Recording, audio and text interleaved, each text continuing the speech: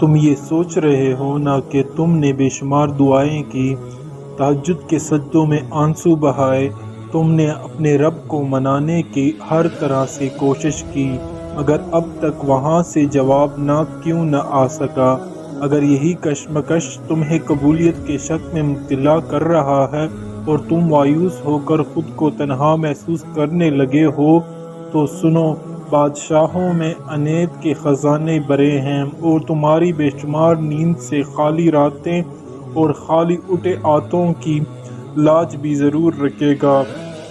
اللہ قرآن پاک میں فرماتا ہے، اور جب میرے بندہ آپ صلی اللہ علیہ وسلم سے میرے بارے میں سوال کرتا ہے تو یقیناً میں بہت قریب ہوں، اور جو یقین رکھتا ہے ان کے لیے خدا سے اچھا حکم کس کا ہے۔ یاد رکھو، جس درد نے تمہیں ہوش و حواس گما کر دی ہیں، تم رب کے آگے دعا سجدوں میں آنسوؤں سے اپنے درد کی دوا کے طلبگار ہونے، تمہیں ہر راستہ تحریک نظر آ رہا ہے، تو سنو، میرے رب خود تم سے مخاطب ہے کہ تم دکھوں میں اپنے توازن نہ کھو بیٹھو۔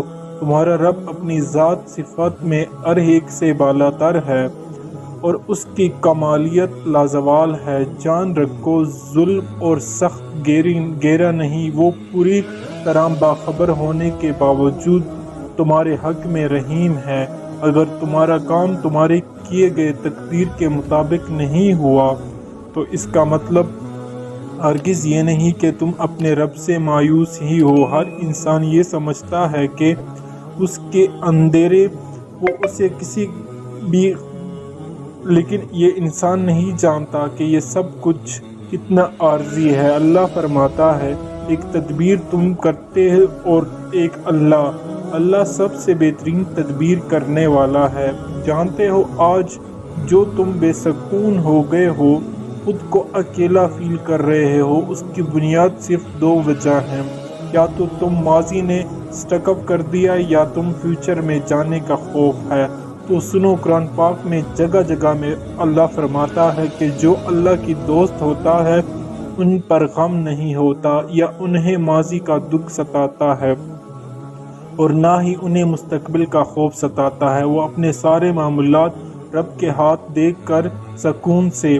یاد رکھو، اگر تمہاری خوشیوں کا اکاؤنٹ غموں اور دکھوں سے بھر گیا ہے اور تمہاری زندگی سے مسکراہٹوں کے خزانے خالی ہوتے جا رہے ہیں اور خوشیوں کی وجہ ختم ہو گئی ہے، تو ممکن ہے جس راہ پر تمہیں مشکلات کا سامنا کرنا پڑ رہا ہے اس کے بدلے میں تمہیں معجزہ عطا کرنا ہو۔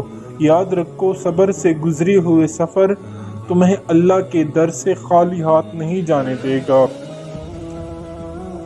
اور اپنے رب کی رضا میں شکر گزار رہنے والے لوگ وہ پالتے ہیں جسے دنیا ناممکن کا خطاب دیتے ہیں۔ اور یہ بھی ہو سکتا ہے کہ اللہ کی طرف سے تمہیں اس کھوئی ہوئی چیز کی بہترین ریپلیسمنٹ ملنی ہو۔ کبھی اپنے پیرنٹس کی وہ اگر تمہارے نصیب لکھتے ہیں تو کیسے لکھتے ہیں، تو تم یہ کیسے بھول سکتے ہو؟ وہ 70 ماؤں سے زیادہ محبت کرنے والا ہے۔ وہ یہ نہیں جانتا کہ تمہارے دل کیسا ہے، وہ تمہیں کیا چیز چاہیے۔ نبی کریم صلی اللہ علیہ وسلم نے فرمایا کہ جب تمہاری ایمان میں اس بات پر ہو کہ جو رب کرتا ہے وہی تمہارے حق میں بہترین ہوتا ہے، تو اللہ بھی تم سے راضی ہو جاتا ہے۔ اس لیے کبھی تم خدا کو مایوس مت کرنا اور نہ کبھی بے یقین ہونا۔ وہ تو کل سے چھڑ کر رہنا۔ یاد رکھو، یقین میں وہ طاقت ہوتی ہے جو مادہ ہم بڑھتے دل کی دھڑکتے پھر سے رونے، وہ تمہیں وہ گلاب عطا ہوتی ہے جس سے کانٹے چن لیے جاتے ہیں۔ اور اگر تمہیں یہ لگتا ہے تمہاری دعا قبول نہیں ہو رہی ہے تو سنو، قرآن میں اللہ فرماتا ہے کہ تم نہیں جانتے مگر اللہ جانتا ہے۔ قبول نہ ہونے والی دعاؤں سے بڑا کوئی معجزہ نہیں۔ وہ تمہارے لیے اچھائیوں کے دروازے بریوں کے ہاتھوں سے کھولتا ہے۔ جنہیں صاف نیتوں سے تم دعا مانگ رہے ہو، اللہ تمہیں اپنے ہی بندوں کی شر سے بچا کر تمہاری زندگی کا سفر بہترین منزلوں پر پہنچا دیتا ہے۔ تم صرف خدا کو جانو، پھر خدا جانے، اور اس کی عطا جانے۔